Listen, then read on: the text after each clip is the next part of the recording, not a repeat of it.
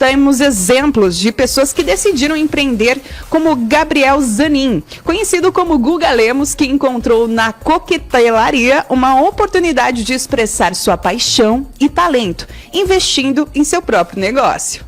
Conta pra gente sobre como foi essa mudança para ser um bartender e ter o seu próprio negócio. Na verdade, eu estava já trabalhando nisso, mas me faltava coragem. Coragem de apostar no meu talento, apostar naquilo que eu acredito que eu sou bom, que eu posso transformar tudo isso, todos os meus estudos, toda a minha experiência em algo comercial.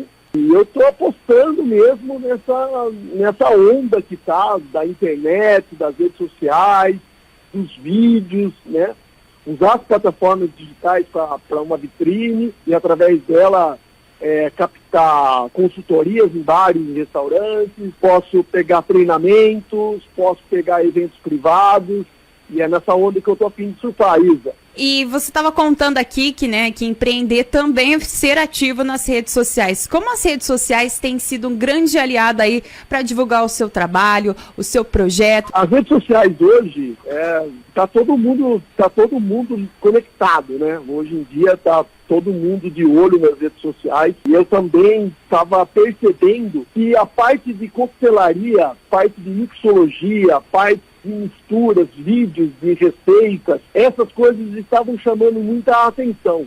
Eu falei, poxa vida, eu tenho tudo aqui, tenho o cenário, tenho as bebidas, por que não também começar a me promover através das redes sociais, fazendo receitas, dando algumas dicas a respeito de coquetelaria, algumas dicas a respeito de gelo, de modo de preparo, então contar um pouco da nossa cachaça, contar um pouco das histórias de outras bebidas, uísque, que tem empolgado com esse novo mundo que está se abrindo. Além disso, além de trabalhar como bartender, você também trabalha como mixologista. E como que isso também tem atraído clientes, principalmente em festas, que as pessoas têm curiosidade de experimentar novos drinks e sabores? Hoje em dia, Isa, as pessoas, o público está cada vez mais exigente, né?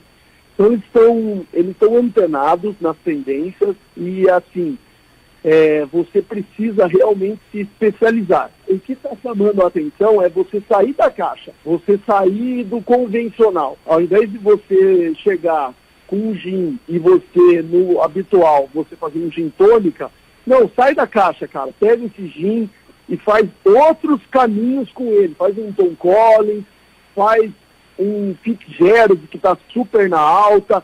Então, assim, hoje em dia, se você não acompanhar toda essa especialização e as pessoas estão bebendo menos, a gente tem uma campanha que a gente está procurando fazer com que as pessoas bebam menos e bebam melhor. E como que você vê o futuro dos bares e da mixologia no Brasil, né? Você até mesmo mencionou aqui que as pessoas bebam menos e com qualidade. E a gente tem dados que as pessoas têm cada vez mais bebido menos. Como que você vê o futuro dos bares e também da sua profissão? Olha, eu vejo com bons olhos. Eu vejo com muito bons olhos. A categoria de bartender hoje, a régua está ficando cada vez mais alta, tá? Então os profissionais de bares, eles estão tendo que estar se especializando cada vez mais. Por quê? Porque o público está bebendo melhor. O público está procurando rótulos melhores, rótulos mais prime, né? E a gente precisa acompanhar isso, porque senão você fica para trás. Então, assim, eu vejo com bons olhos hoje as pessoas que optam em saírem das suas casas, porque hoje com delivery, as pessoas estão nos confortos, elas não querem sair de casa.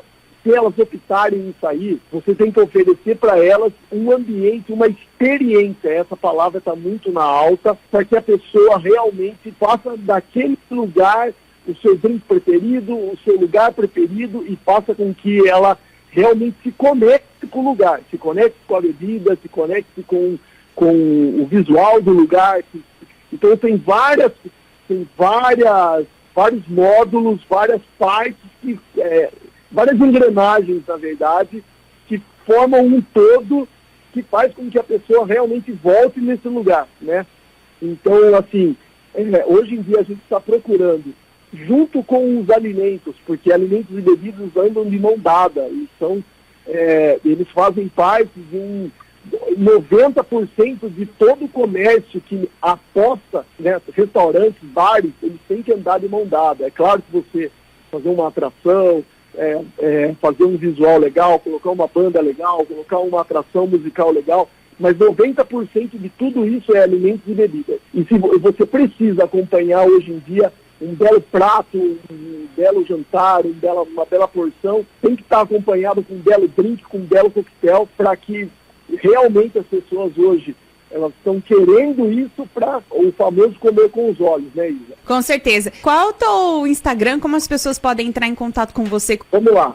Muito obrigado pelo espaço, pela oportunidade de estar falando um pouquinho aqui contigo, com o pessoal que está nos ouvindo. E eu estou no @by_Guga_Lemos. Entrevista com Café. Hoje, na nossa entrevista com café, nós recebemos os bartenders especialistas em coquetelaria internacional, Guga Lemos e Ayrton Heré. Muito bem, sejam bem-vindos. Vou começar a falar com o Guga Lemos. Guga Lemos, que está aqui falando um pouquinho sobre isso. Seja bem-vindo, meu querido. Alô, mãe. Tô na Jovem Pan, hein? Oi, mãe! Oi, Ana Pan! Ô, Bruno, muito obrigado. Imagina, seja bem-vindo. Obrigado pelo espaço. Nossa. É um grande prazer estar aqui. Vocês abrindo a porta aí pra gente falar um pouco de coquetelaria que tá tão... Em alta. Super legal isso aí, esse conceito. O pessoal tá bebendo melhor, tá bebendo bem. Né? É isso que a gente sempre fala, a coquetelaria é um dos elementos da gastronomia e ela sendo cada vez mais difundida e bem trabalhada gera muitos resultados positivos para o social e para quem trabalha nessa área, né? Eu quero dar bom dia também para o Ayrton Heré, seja bem-vindo ao nosso programa, querido. Oi, Bruno, bom dia a todos, obrigado pela oportunidade, é um prazer estar aqui. Vamos falar um pouco sobre a trajetória de vocês. Guga, há quanto tempo você está envolvido com a gastronomia e mais especificamente com a coquetelaria? Como é que foi a sua trajetória para entender que é disso que você gosta? Por onde você passou até perceber que esse é o melhor caminho para você prosseguir com o seu trabalho? Então, eu estou nesse mercado há mais de 10 anos e todo bartender inicia como garçom, né? Então, a minha trajetória foi como um garçom, mas iniciei em cruzeiro marítimo. Ah, você chegou a trabalhar em cruzeiro. Quanto tempo? Eu tenho 3 contratos de cruzeiro. Quanto tempo você ficou? Fiquei 8 meses, os 2 primeiros, e depois fiquei mais 2, essa última oportunidade de 2022. 2022 eu já apliquei como bartender. Tá. Né? Já estava consolidado na profissão e já apliquei já para bartender, para esse serviço de alimentos e bebidas. Né? Então, quando a gente já entra como garçom, a gente já entra em alimentos e bebidas. Para você que nos ouve, é importante colocar que alimentos e bebidas são reconhecidos como importantes para todo esse ciclo de eventos, para todo esse ciclo gastronômico, e também na nossa região nós temos a sorte de contar com uma grande escola, que é o Senac de Águas de São Pedro. Você passou pelo Senac também? Com certeza, passei. Ayrton aqui, meu parceiro, também passou, né? Nós trabalhamos juntos em algumas casas, né? E no Grande Hotel também, né? Tive a oportunidade. E a verdade é essa mesmo, é uma grande escola, né? Com certeza. Isso é muito legal. Ayrton, seja bem-vindo mais uma vez e me diga um pouquinho sobre a sua experiência, a sua formação, o seu estudo dos alimentos e bebidas. Tá, obrigado mais uma vez. Bom, eu trabalho na área há 20 anos e como o Guga falou, nossa área, quem entra na nossa área no serviço normalmente entra como garçom, auxiliar de cozinha. Eu tive a sorte de já começar como bartender em uma casa noturna e já peguei gosto pela coisa e a partir daí eu fui me profissionalizando e estou nessa profissão há 20 anos. Eu comecei minha profissão em Botucatu, uma cidade aqui próxima. Por ser uma cidade pequena, eu senti falta de uma demanda maior de clientela, pessoas interessadas pela coquetelaria e eu resolvi ir para Florianópolis. Por lá eu fiquei 11 anos e lá eu me profissionalizei na área de alimentos e bebidas e resolvi seguir essa área. Foi lá que eu decidi ser bartender e trabalhar com serviços como um todo, por toda a minha vida. Então, além de bartender, eu já atuei como maître, já atuei como cozinheiro, mas o meu foco atualmente é bar. Isso é muito legal. Vamos falar um pouquinho sobre essa cultura dos drinks, né? O Brasil é um país muito quente, é um país onde o consumo de cerveja, principalmente segundo os dados internacionais, é um dos maiores do mundo. E a cerveja tem algumas características no país que é, por exemplo, ser consumida muito gelada, como dizem aqui no Brasil, é estupidamente gelada. Isso não é comum nos países cervejeiros. É um país onde se consome a cerveja mais gelada também é o Brasil, né? Em países como, por exemplo, a Alemanha, a gente percebe que a temperatura da cerveja ela é mais amena, né? Isso, mais ambiente. E isso acaba também influenciando na questão do consumo de drinks, né? Os drinks acabam, muitos deles, nem todos, obviamente, sendo um pouquinho mais doces, mas eu queria que vocês comentassem um pouco sobre a cultura dos drinks. Como é que é a cultura dos drinks no olhar de vocês? Eu acredito que a coquetelaria é cíclica, né? Então, o que acontece? Tudo é tendência. Então, isso varia, essa tendência, ela varia num tempo de 10 anos. A cada 10 anos tem ciclos aí de recolocação dos hábitos de consumo dos drinks dessa coquetelaria. Exatamente. Então, alguns que ficam mais na alta, que a gente fala, agora o gin, Moscow Mule, Aperol, né? A categoria Spritz, né? Gelada, auto-refrescância, né? Então, eu acho que essa é a tendência do momento para a área de coquetelaria. Estamos falando aí de gin dos tônicos, né? Principalmente com o gin, a parte dos spritz, encabeçada aí com o Aperol Spritz. E isso você está falando tanto dos gins quanto os spritz, porque eles são mais tropicais, eles são mais refrescantes. Você acha que isso também aumentou esse consumo nos últimos anos, porque as pessoas perceberam que elas podiam ter outros paladares além da tradicional cerveja? Eu acredito que sim. Eu acredito que a gente está mudando esse conceito cervejeiro, que já, como você bem falou, é enraizado aqui, né? A gente bebe muita cerveja, né? Olha, segundo estudos, o Brasil já está num dos rankings no Euromonitor International. Segundo o Euromonitor International, o gin já é responsável por colocar o Brasil entre os 20 maiores consumidores de gin do mundo. Tá? Só no ano de 2017, ou seja, praticamente 6 anos atrás, a preferência pelo gin, que é uma bebida à base de zimbro, movimentou quase 2 milhões de litros no Brasil. Se isso acontecer em 2017, esse número deve estar muito maior hoje, porque as pessoas já conhecem um pouco mais o gin. Ayrton, nos seus estudos, né, na sua experiência, como é que você viu esses ciclos, né? Você tem pelo menos aí 20 anos de atuação. Como é que você viu esses ciclos mudarem e se consolidarem no aspecto do consumo dos drinks, que é algo que é importante se colocar? Perfeito. Bom, Bruno, o homem tem o hábito de misturar ingredientes alcoólicos há centenas de anos. Né? Milhares de anos, né? Se deixar os incas, isso, por exemplo, os peruanos já tinham lá as suas bebidas fermentadas, né? As suas chichas, né? Perfeito, isso faz parte da cultura humana desde que o homem se tornou sedentário, né? Ele passou a cultivar os seus próprios grãos, descobriu-se a fermentação, logo em seguida descobriu-se a destilação. Então, há milhares de anos o homem vem consumindo bebida alcoólica.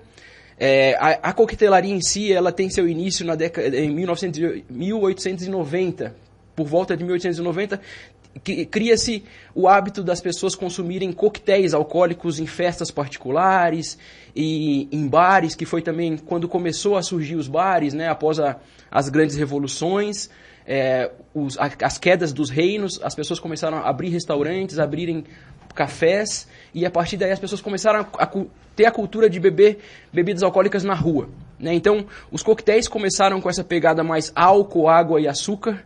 Né? Na época não tinha gelo, então um coquetel clássico como o Old Fashioned, por exemplo, é whisky, bitter e água e açúcar. Ele não tinha gelo na época. O gelo veio logo em seguida. Né? A partir da década de 1920, tivemos a Lei Seca norte-americana, que foi um grande divisor de águas para a coquetelaria.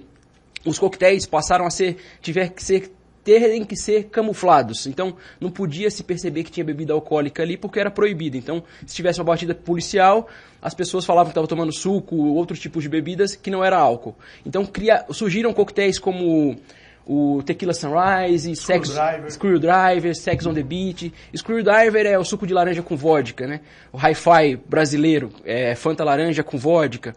Então são coquetéis que surgiram durante a Lei Seca, que o objetivo era disfarçar o teor alcoólico daquela bebida. Né? No Brasil, especificamente, nós já vamos pular para a década de 70, com a difusão do leite moça, né? Que foi a explosão das batidas, que é batidas com leite moça. A marca Moça, ela fez um catálogo de receitas de coquetéis com leite moça e distribuiu isso para o Brasil inteiro. E as pessoas absorveram isso até hoje. Eu tenho lá na minha família, minhas tias, elas gostam muito das batidas cremosas com leite, né? Então, batida de maracujá, batida de coco, que é muito tradicional, né? Espanhola, meia de seda. Isso tudo foi difundido nos anos 70. Anos 70, graças à marca da Nestlé, a Moça, que fez um catálogo de coquetéis feitos com leite condensado e distribuiu isso para o Brasil inteiro.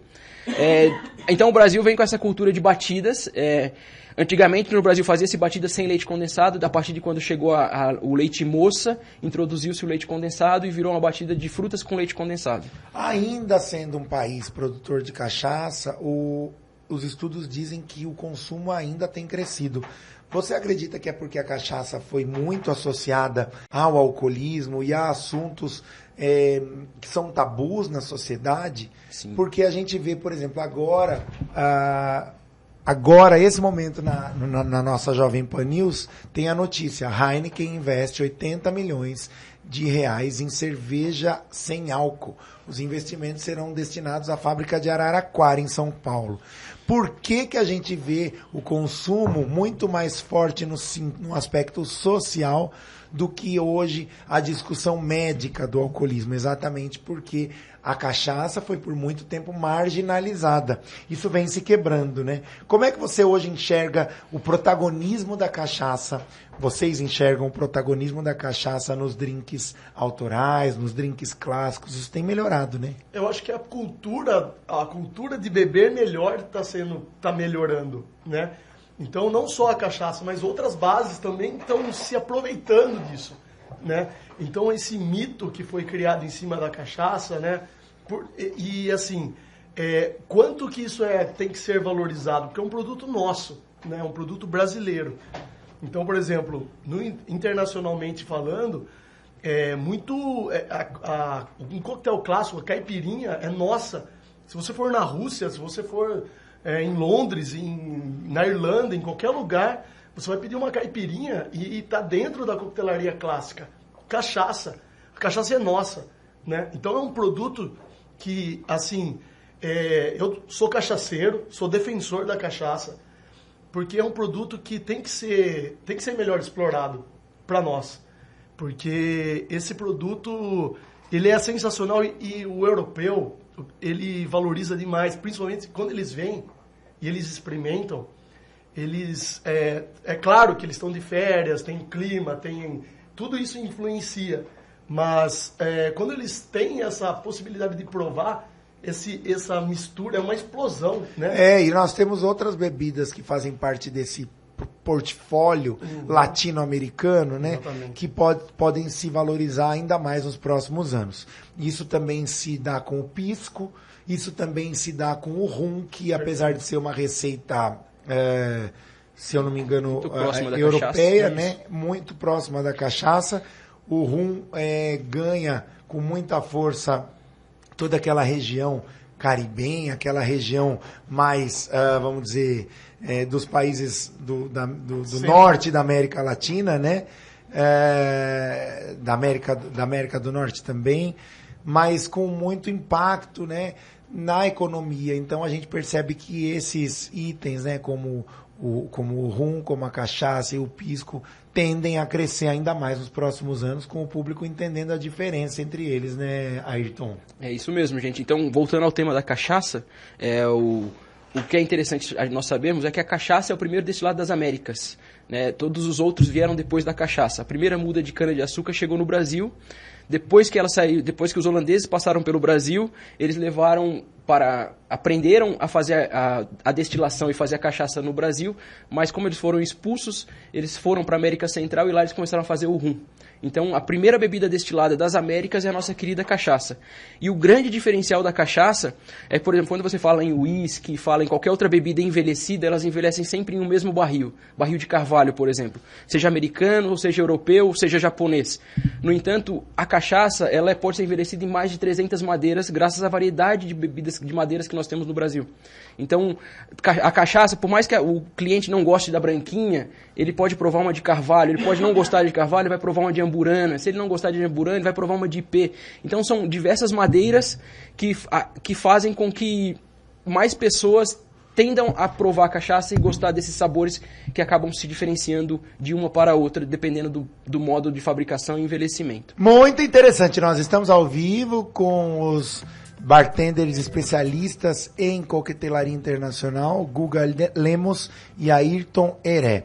Guga, eu quero que você comente um pouco como é possível harmonizar drinks com comida. Qual é a possibilidade de harmonizar um drink com um petisco, um drink com uma azeitona, um drink com um salaminho, um drink com uma massa, um prato de massa? Isso já está acontecendo com a presença de vocês aí em vários eventos da nossa cidade, da nossa região, onde vocês opinam em cima de um cardápio de comidas e onde o cardápio de comidas também opina em cima da sua variedade de drinks. Conta um pouco pra gente como é que dá pra harmonizar isso muitas vezes em casa. Que hora que dá pra entrar um suco de tomate, um Blood Mary, que horas que dá pra entrar um Martini, que horas que dá pra entrar um Negroni. Como é que a gente harmoniza tudo isso? Muito boa sua pergunta, Bruno. Muito legal também. Eu vou iniciar isso e o Ayrton até pode complementar, porque a parte de harmonização é muito interessante, porque elas têm que se fundirem mesmo, né? Tanto a parte de bebida como alimentos. O que a gente indica? Geralmente a gente vai pela semelhança, sabores semelhantes, ou pelo contraste, né? Quando rivaliza, também é uma harmonização. Desde que ela seja reconhecida como rivalizada, né? Não vai aqui você forçar uma harmonização de coisas que não combinam, né? A gente tem uma tradição que, vamos carne vermelha com vinho tinto, né? Ou carne branca com vinho branco, né? Peixe com vinho branco, salada exatamente. Com vinho branco. Perfeito. Né? Então, mas também tem os nuts, né? Tem essa parte botequeira também, a gente pode ir por um caminho mais botequeiro, né? Que você está falando aí, essa parte que também o pessoal está explorando, o pessoal está curioso de saber, né? Então, eles querem esses aperitivos, e os aperitivos, eles também combinam, né? A parte salgada da azeitona, do salame, esses condimentos, né? Eles também harmonizam com coquetéis que fazem a parte da harmonização por semelhança. Vamos falar um pouquinho sobre a harmonização que vocês promoveram na própria mostra. A 5ª edição do Vila de Arte e Decor tem um atrativo que é um espaço de gastronomia com experiência. O espaço Bar do Conde Z tem essa proposta. Ayrton, o que vocês trazem de interessante nesse espaço, que é uma explosão de cores, sabores e texturas? Bom, perfeito. A nossa primeira ideia ali, o Bar do Conde, dentro da cozinha, ele tem uma pegada italiana. Então a gente resolveu optar por uma harmonização por semelhança. No caso aí nós fomos pro lado da cultura. Então cultura italiana, resolvemos escolher coquetéis italianos, que é o caso do Negroni, a família toda do Negroni, os Spritz. Né? Então a gente optou por respeitar essa cultura italiana e trouxe coquetéis italianos para o cardápio. A gente faz, quando a gente fala em harmonização, mais uma vez, como o Guga falou, semelhança, contraste e complementação. Então, quando a gente fala em um peixe com vinho branco, né, vinho branco, ele tende a ser uma bebida mais leve, refrescante. O peixe também é um prato leve. Então, escolhemos uma bebida leve para acompanhar esse prato leve. Quando a gente fala em vinho tinto e carne, vinho tinto é uma bebida mais complexa, né, mais intensa, assim como a carne vermelha. Ela tem uma intensidade muito maior do que uma carne branca. Então a gente opta por escolher um vinho tinto por conta disso. E a mesma coisa para os coquetéis. Então coquetéis mais complexos, com mais ingredientes, com mais persistência de sabor, vão acompanhar pratos mais persistentes, com mais complexidade. Os coquetéis mais leves, mais refrescantes, vão acompanhar pratos mais leves, mais refrescantes. E tem a semelhança por complementação, a harmonização por complementação. É alguma coisa que eu não tenho naquele prato, Perdão, alguma coisa que eu estou colocando no coquetel que não tem naquele prato, mas que vai agregar um sabor a mais. Né? Na junção do coquetel, na junção da bebida com o prato, eu vou trazer um sabor novo. Então essa é um tipo de harmonização também. E essa palavra tá muito na alta, experiência, né? Então essa é a nova tendência. A gente oferecer para os nossos clientes, principalmente aqueles que vão ao Bar do Conde, a experiência de complementar e fazer esse balanço da forma correta, né? Então, ela vai ter a possibilidade de experimentar uma explosão de sabores novos, de coisas que você não sabia que podiam se misturar. Tem um drink lá, o Bruno Alves, que eu provei, que é um drink com purê de pera. Dá pra você brincar? Purê de pera tem no drink, tá bom? Sensacional. Como é que é esse drink? Conta pra gente. Esse drink é um drink autoral, né? E queria também aproveitar esse espaço para agradecer muito ao Thiago Coraza por nos abrir essa grande oportunidade que nós estamos de estar à frente, né, desse bar que foi montado com tanto carinho, com tanto cuidado, né? Então essa oportunidade, muito obrigado, né, ao Bruno, ao Thiago, por estarem aí. A gente está compondo esse timaço aí e está oferecendo para quem visita a amostra esse diferencial, um algo a mais, né? Para que quem for lá também consiga sentir essa experiência, né? Exatamente, perfeito. Muito bom. Ayrton, eu quero que você deixe um recado aí para finalizar a nossa entrevista, reforçando a importância da sociedade, da população, principalmente nos momentos de lazer, de descanso, de relaxamento, poder conhecer de forma mais profunda os aspectos dos alimentos e bebidas que fazem tão bem para essa busca que é sempre constante da felicidade na vida das pessoas, né? Boa. Bom, primeiro beba menos e beba melhor, beba com qualidade e o exagero nunca é bom para ninguém, então muito cuidado quando for consumir bebidas alcoólicas. E, bom, o que eu peço desculpas. Pode repetir sua pergunta de novo, Bruno? Claro, é você falar sobre isso, exatamente. Você já deu o recado. Falar para beber menos e melhor, falar para procurarem cada vez mais informação, exatamente sobre essa importância que os alimentos e bebidas têm na nossa vida, né, Ayrton? Isso. E dentro da alimentos e bebidas, não tenha preconceito. Né? Às vezes a gente acha que eu não gosto de... Eu só vou provar uma coisa porque eu sei que ela é boa. Não, exatamente. Você se permita provar outras coisas que você pode realmente se surpreender. E dê a oportunidade para os profissionais lhe indicarem alguma experiência diferente, que com certeza sua experiência será melhor. Mas esses meninos falam bem, Bruno Alves. Eu gostei, viu? Ô, Guga, conta pra mim qual é a sua mensagem final aí pra galera poder conhecer melhor as maravilhas e experiências dos alimentos e bebidas. Olha, eu gostaria novamente de reforçar o agradecimento. Bruno, muito obrigado por abrir a casa, por abrir o espaço. Thiago Coraza, muito obrigado pela oportunidade que a gente está tendo de estar oferecendo... De mostrar a sua cara para a cidade. Exatamente, né? Oferecer um trabalho, oferecer o nosso trabalho, reforçar o recado do meu parceiro Ayrton aqui. Pessoal, beba menos, beba melhor, tá? Coquetelaria tá com tudo, tá explodindo, né? E reconheço, eu reconheço esse momento, esse bom momento da coquetelaria, esse bom momento dos bartenders. Escutem os bartenders, a gente não caiu ali de paraquedas, a gente estudou, a gente tem informação, a gente pergunta para o cliente qual é a preferência, quer mais um caminho do Dursor, quer mais algo mais cítrico, né? Então a gente não vai no escuro, a gente conhece primeiro para estar sugerindo, né? Então é isso. Muito obrigado pela oportunidade, estou muito feliz.